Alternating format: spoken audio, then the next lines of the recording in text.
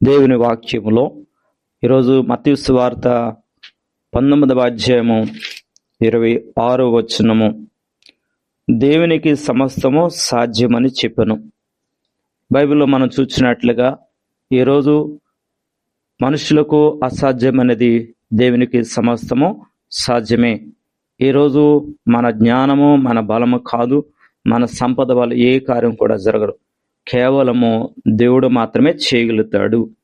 మొదటిగా ఈరోజు 3 విషయాలు మనం జ్ఞాపకం చేసుకుంటే, మన బలహీనతలోనే దేవుని శక్తి ఎంతో కనబడుతుంటుంది.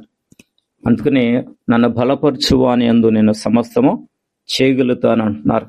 దావీదు గొలియాతును ఎదుర్కొన్నప్పుడు మనుషుల దృష్టిలో అది అసాధ్యము, కానీ దేవుని దృష్టిలో అతనికి విజయాన్ని ఇచ్చాడు. రెండవది ఏంటంటే, విశ్వాసము ఉంటే దేవుడు అద్భుతాలు చేయగలుగుతాడు.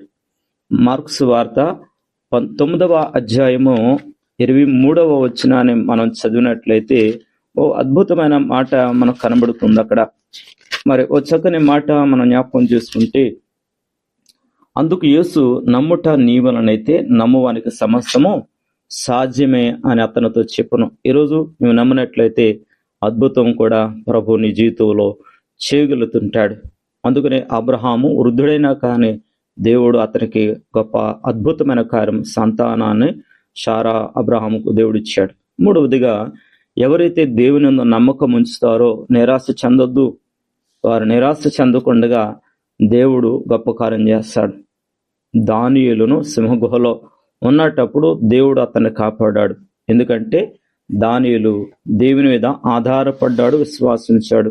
అందుకనే దేవుడు గొప్ప సాధ్యం చేసినట్లుగా మనం చూడగలుగుతున్నాం. ఈరోజు నీ జీవితంలో మనుషుల దృష్టిలో అసాధ్యం అనేది దేవుని దృష్టిలో సాధ్యమవుతుంది. నీ జీవితంలో అడ్డులు వచ్చినా, పరిస్థితులు కఠినంగా ఉన్నా కానీ దేవుని మీద ఆధారపడినట్లయితే దేవునికి సమస్తము సాధ్యమవుతాయి.